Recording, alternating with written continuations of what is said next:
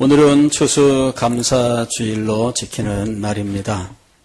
예전에야 추수감사주일을 위해서 강단에 과일이나 기타 채소들로 장식하는 일도 있었는데 상당히 여러 해 동안 이런 장식들을 하지 않고 추수감사주일을 지키고 있습니다.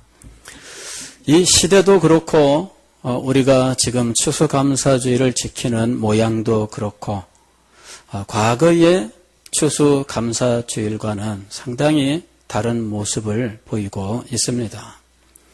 왜냐하면은 이제 우리가 사는 이 사회는 더 이상 농업사회가 아니기 때문이죠. 우리 가운데 농사 짓는 사람이 얼마나 되겠습니까? 물론 조그마한 밭을 두고 상추나 이런 거 심고 그 푸성기 따다가 먹는 그런 일들이야 있겠지만 그것을 두고 농사라고 말할 수는 없을 겁니다. 이미 이 사회는 도시화가 아주 많이 진행이 되어서 농촌은 극히 작은 부분만 차지하고 우리나라 전체 산업에서 농업이 차지하는 비율도 지극히 작다는 것입니다. 그러므로 추수감사주일은 어떻게 보면은 참 시대에 뒤진 것만 같은 생각이 들 수밖에 없다 하는 것이죠. 그러나 우리가 성경을 보면 이 추수감사주일이라고 하는 것, 이 절기는 결코 그렇게 허무맹랑하거나 시대에 뒤져서 없애버려야 할 만한 것은 결코 아니다 하는 사실을 알게 됩니다. 오늘 우리가 읽은 성경 말씀은 모세가 이스라엘 백성들이 가나안 땅에 들어가기 전에 요단 동편에 모압 광야에 있을 때 가나안 땅에 들어가서 그들이 맞이하게 될 일들에 대하여 광야에서 배운 것들을 새롭게 적용하여 교훈하시는 교훈 중의 일부분입니다. 즉 이제까지 그들이 들었던 말씀은 광야에서 하나님을 섬기는 일에 대한 것이었습니다. 그러나 가나안 땅을 앞에 두고 이제까지 들었던 하나님의 말씀들을 가나안 땅에 들어가서도 그대로 지켜야 한다 하는 것입니다. 물론 삶의 모습은 많이 바뀔 것입니다. 이제까지는 광야의 삶은 유목민의 삶이었습니다. 그러나 가나안 땅에 들어가면 농업을 위주로 하는 삶으로 바뀌게 될 것입니다. 산업이 바뀌는 거예요.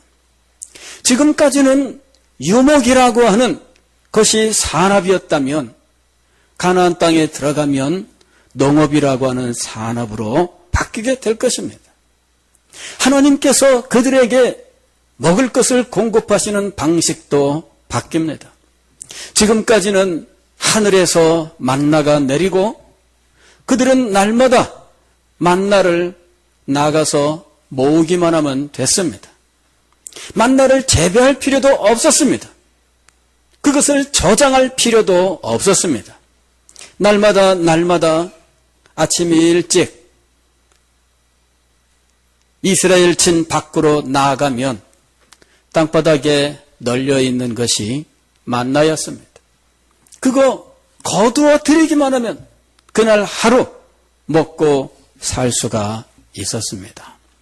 그러나 가나안 땅에 들어가면 그들은 전혀 경험해보지 못했던 새로운 삶을 시작하게 되는 것입니다. 가나안 땅에 들어가면 농사를 짓게 될 것이고 농사를 지으면 수확을 하게 될 것입니다. 전혀 새로운 삶의 모습이 펼쳐질 때 그때에도 하나님의 말씀은 여전히 유효한가 하는 것입니다. 우리는 세상이 변하면은 하나님의 말씀이 변해야 된다고 생각합니다. 지금 얼마나 많은 사람들이 그런 주장을 하고 있는지 모릅니다. 이미 세상은 바뀌었어. 이 바뀐 세상은 이제 더 이상 옛날같이 살면 안 돼. 옛날같이 살면 안 돼라고는 이 말은 옛날같이 생각하며 살면 안 돼 하는 의미를 전달하고 있습니다. 그래서 옛날에 가졌던 신앙생활, 그때 행하던 신앙의 모습들을 버리고 새롭게 살아가야 된다고 주장하고 있는 것입니다.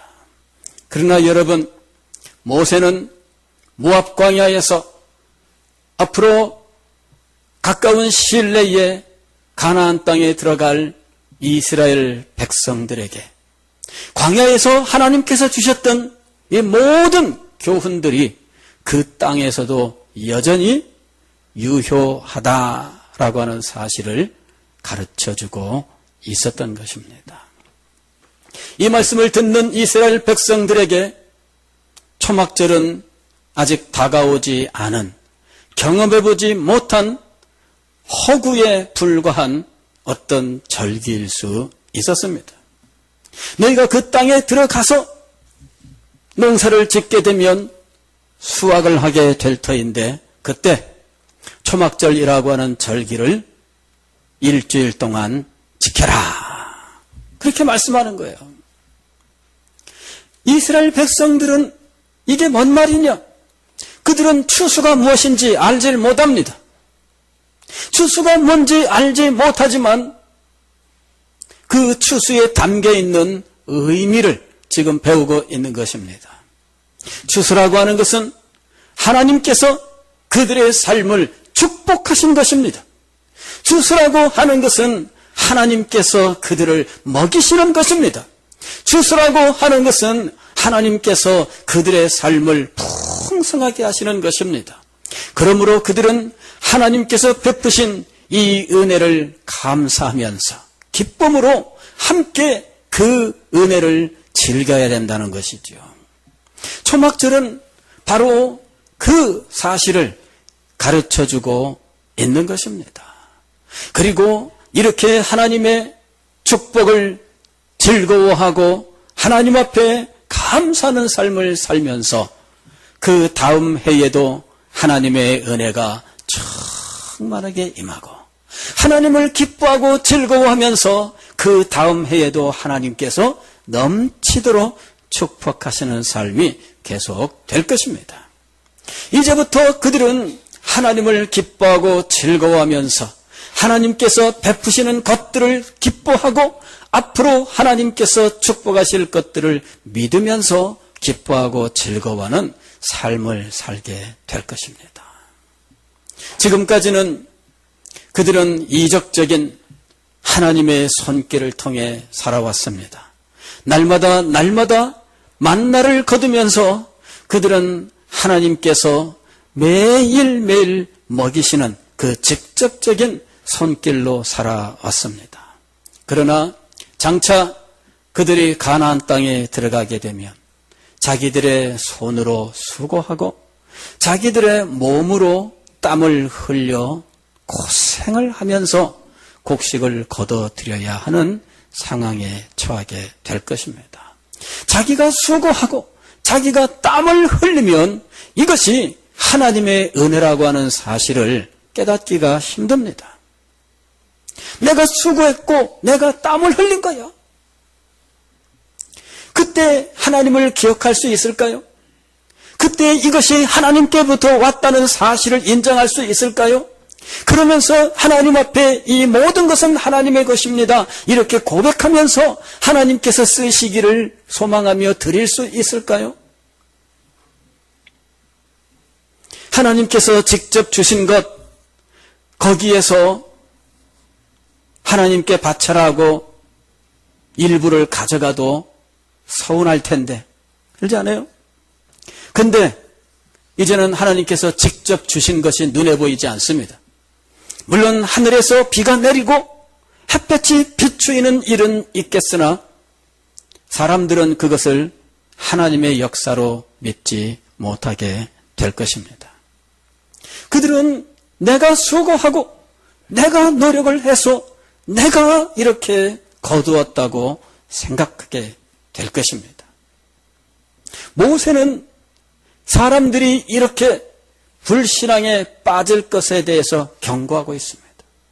너희가 그 땅에 가서 농사를 지어서 부유하게 될 때에 그 모든 일들이 내가 지혜로웠고 내가 능력이 있어서 이렇게 되었느라고 말하지 말라.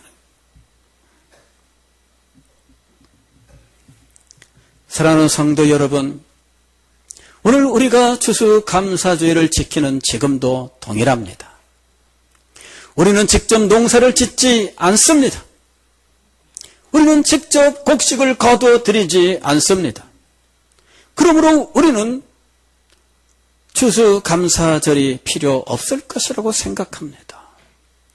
우리는 회사에 다니고 공장에 가서 일을 하면서 먹고 살게 되었다고 생각하는 거예요. 농사가 무슨 소용이 있으며 추수가 무슨 소용이 있느냐라고 생각하는 겁니다. 그러나 여러분, 산업의 모습이 바뀌고 그 산업 속에서 살아가는 인간의 삶의 모습이 바뀐다 할지라도 우리가 먹고 살며 행하는 모든 것들은 하나님이 공급하신 것이라는 사실만큼은 변하지 않는 것입니다. 모세가 이미 예견했던 일입니다. 아니, 하나님께서 모세에게 이미 가르쳐 주셨던 일입니다. 앞으로 산업이 변할 것이다. 사람들의 삶의 모습이 변할 것이다. 그리고 그 삶의 모습에 따라서 사람들의 생각이 바뀔 것이다. 그러나 그들의 생명을, 그들의 삶을 유지하게 하시고 그들에게 먹을 것과 입을 것과 거할 것을 공급하시는 이는 하나님이시라고 하는 사실을, 그리고 우리가 풍성케 되기 위해서는 하나님의 축복이 있어야 된다는 사실은 분명히 변하지 않는 것입니다. 하나님의 축복으로 살아가는 삶, 그것은 이 세상이 어떻게 변한다 할지라도 변하지 않는 원리인 것입니다.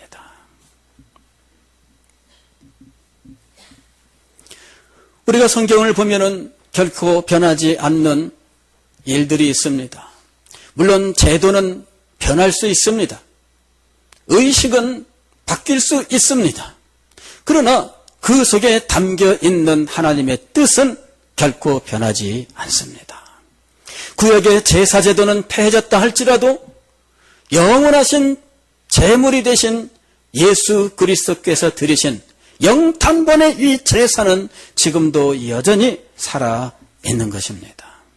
우리는 구약의 제도가 사라졌다고 해서 이제는 더 이상 지키지 않아도 된다고 생각해서는 안 되는 것입니다. 하나님께서 우리를 구원하시기로 작정하시고 구원의 큰 계획을 세우셨습니다. 그리고 이 구원의 큰 계획을 역사 속에서 자기 백성들의 삶 속에 실천하셨는데, 그 구원은 단지 우리가 예수님을 구주로 믿고 죄사함을 얻어 영생을 얻었다는 선에서 끝나지 않습니다. 하나님께서는 구원 그 이후의 삶까지도 구원의 계획 속에 이미 세워놓고 계신 겁니다. 가령 여러분, 19세기 중엽에 미국에서 노예 해방이 이루어졌는데 법적으로 이제 더 이상 노예는 존재하지 않는다고 선언을 했습니다.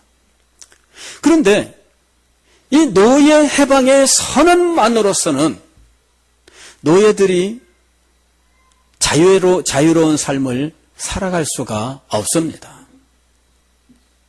무슨 이야기냐 하면은, 자, 오늘 노예 해방이 선언됐습니다. 그러면은 오늘자로 더 이상 노예가 아니에요. 그래서 주인 되는 우리 곽 집사님이 노예들에게 이렇게 이야기합니다. 그대들은 오늘부터 더 이상 노예가 아니다. 자유를 얻었으니 이제 우리 집에서 나가라. 노예들은 어떻게 살아야 될까요? 삶의 대책이 없으면 해방만으로는 자유를 얻을 수가 없어요. 그래서 이 노예들이 더 이상 노예가 아닌데 계속 노예로 사는 거예요. 왜? 여기 나가면은 집이 있습니까? 이 주인집을 나가면은 먹고 살 게 있을까요? 이 집을 나가면은 무슨 일을 해야 될까요? 아무 대책이 없어요. 노예 해방은 됐는데 그 이후 그들을 위한 삶의 계획이 없다면 그들은 자유를 누릴 수가 없습니다. 우리의 구원이 바로 그것입니다. 하나님께서 예수 그리스도를 믿는 자에게 영생을 주셨습니다. 하나님이 세상을 이처럼 사랑하사 독생자를 주셨으니 이는 저를 믿는 자마다 멸망치 않고 영생을 얻게 하려 하심이니라. 예수님을 믿습니다. 영접하는 자 곧 그 이름을 믿는 자들에게는 하나님의 자녀가 되는 권세를 주셨으니 믿습니다. 그런데 거기서 끝났다면 우리의 구원은 아무것도 아닙니다. 하나님께서는 구원 그 이후에 우리의 삶을 계획하셨습니다. 이스라엘 백성들의 역사가 하나님의 그 구원의 계획을 우리들에게 가르쳐주고 신약의 교회의 모든 역사가 하나님의 구원의 계획을 우리에게 가르쳐주고 있습니다. 예수님을 믿는 것으로 죄사함을 얻고 영생을 얻고 그리고 끝나는 것이 아닙니다. 하나님께서는 그 이후에 하나님과 함께하는 축복된 삶을 계획하시고 모든 구원받은 주님의 백성들을 그 축복된 삶으로 인도하셨던 것입니다. 이것이 하나님의 구원의 계획입니다. 그냥 노예가 해방됐으니 나가라. 그게 아닙니다. 노예가 노예 상태에서 해방됐으니 앞으로 너희들이 먹고 살기 위해서는 이러한 계획이 있으니 그 계획 속에 와서 자활, 자급자족 이러한 훈련을 받고 그리고 그 삶을 살아갈 수 있도록 해야 되지 않겠습니까?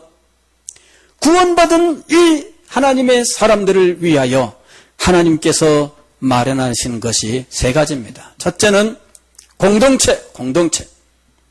구원을 받았는데 끝! 그게 아닙니다.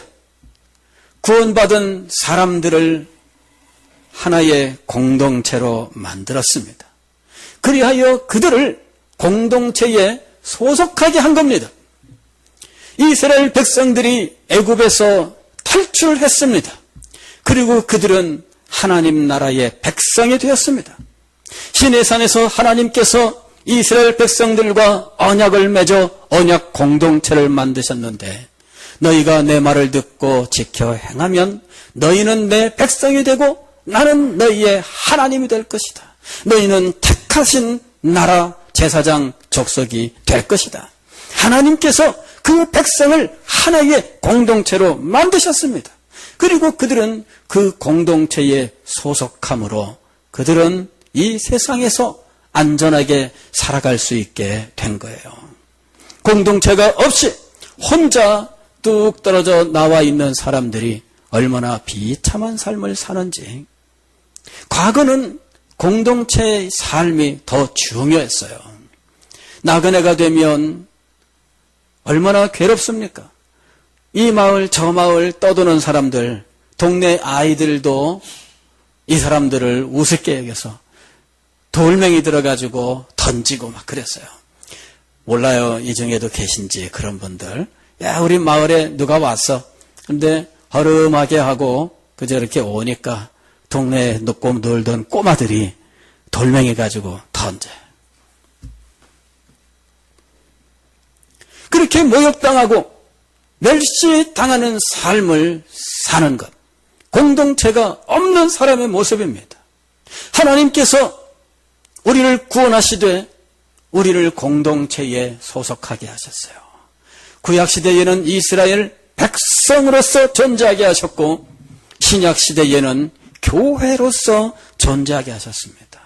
그리고 이 교회를 그리스도의 몸이라 부르셨고 이 몸에 소속한 우리들을 그리스도 몸의 지체라고 하여 우리를 얼마나 영광스럽고 거룩하게 하셨는지 모릅니다.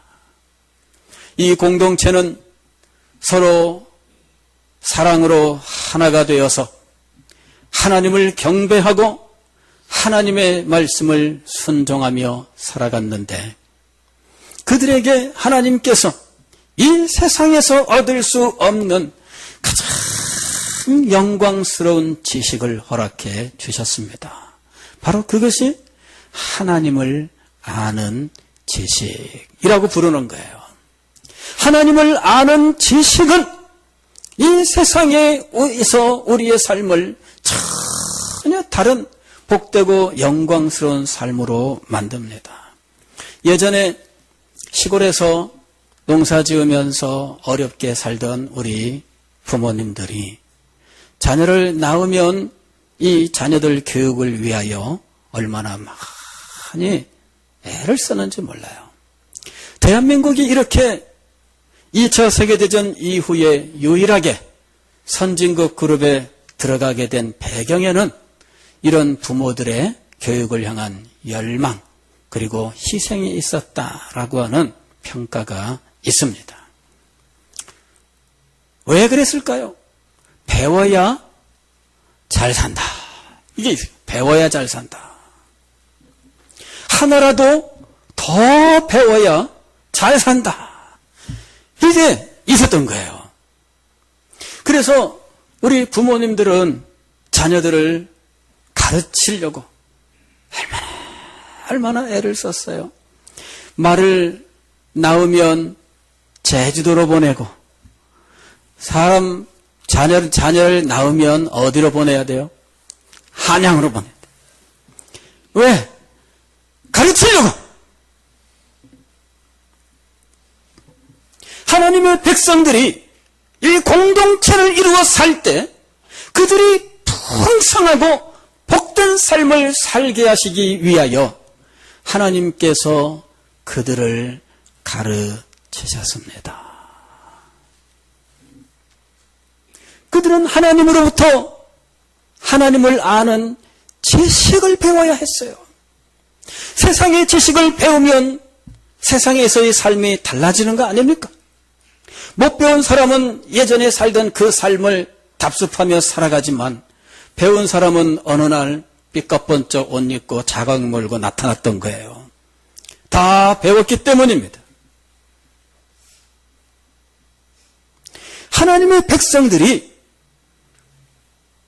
복되고 영광스러운 삶을 살기 위해서는 하나님을 아는 지식을 배워야 했던 겁니다. 선지자들을 통해서, 제사장들을 통해서, 서기관들을 통해서 하나님의 말씀을 가르치고 전파하였습니다. 그리고 그 하나님의 말씀을 순종하며 살게 했습니다.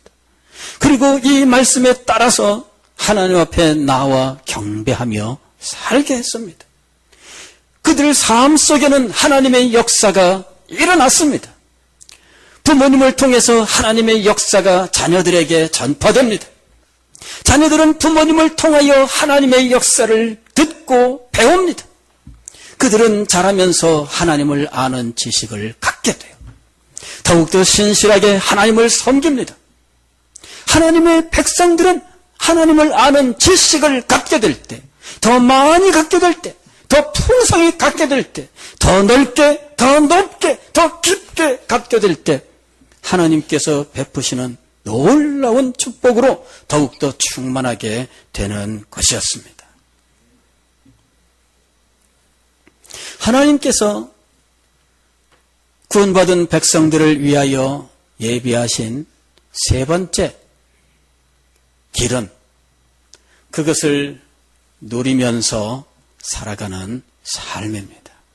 이것은 절기를 통해서 나타나는데 초막절과 같은 절기는 하나님의 은혜를 누리는 하나님의 방법이었어요.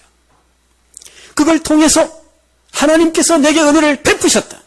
하나님께서 나의 삶을 축복하셨다. 나의 모든 것은 하나님께로부터 공급받고 내가 지금 살고 있는 것이다. 그러므로 내가 하나님을 기뻐하고 즐거워하며 믿음으로 이 은혜를 누리는 모든 하나님의 백성들과 함께 즐거워해야 한다.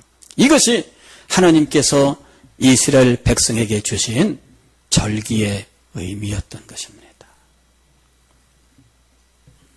앞으로 가나안 땅에 들어가면 지금과 전혀 다른 산업, 전혀 다른 삶의 모습이 전개될 것입니다.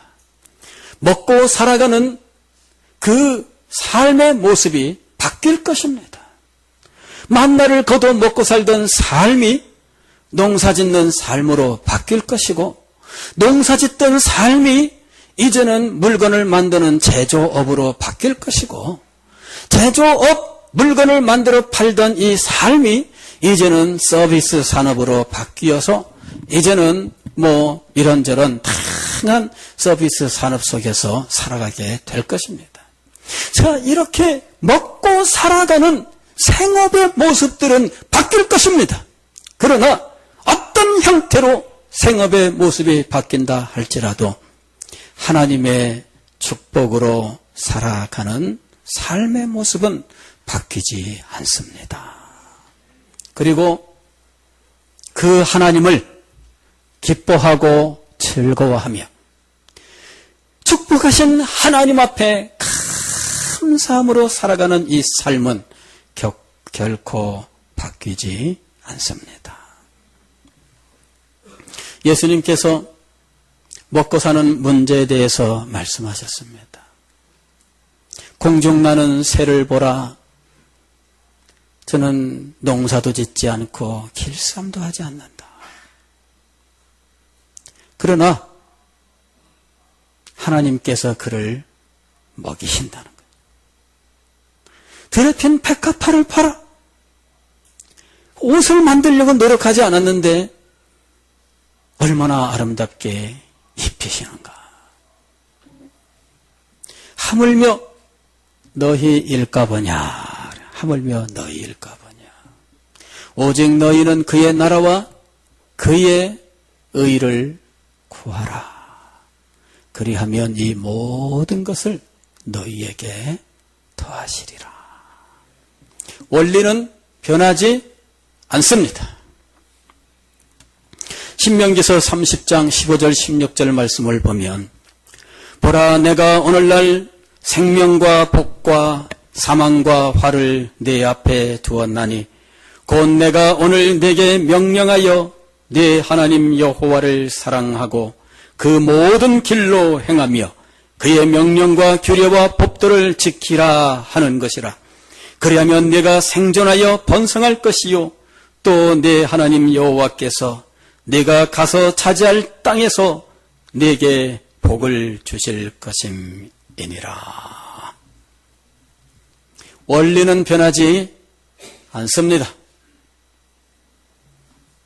하나님의 말씀을 마음에 새기고 하나님을 섬기는 것이 먼저입니다. 원리는 변하지 않습니다.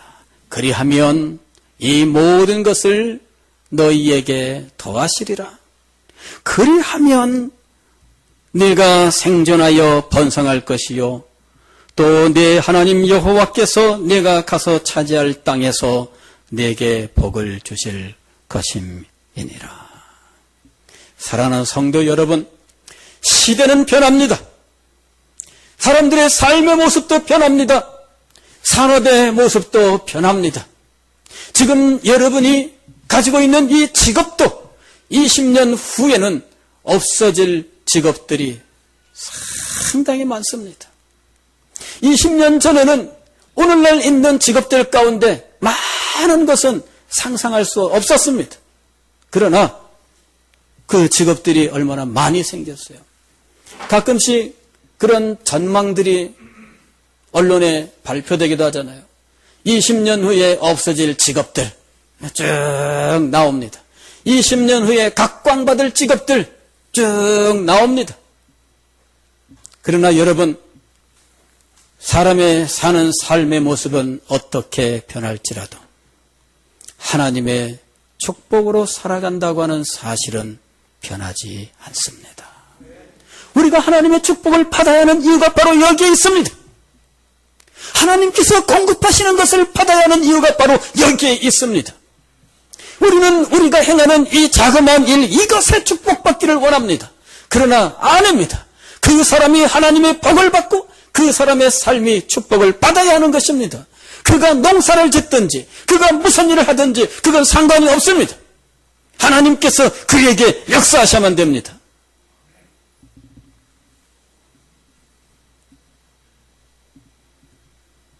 사랑하는 성도 여러분, 세상이 어떻게 바뀌어도 변하지 않는 우리 하나님, 그 하나님 나라의 거룩한 법도들을 기억하시고 믿음으로 살아가시면서 주님이 공급하시는 것들로 풍성케 되며 모든 성도들과 함께 교통하시면서 이 축복을 노래하는 여러분이 되시기를 주의 이름으로 축복합니다. 기도하겠습니다.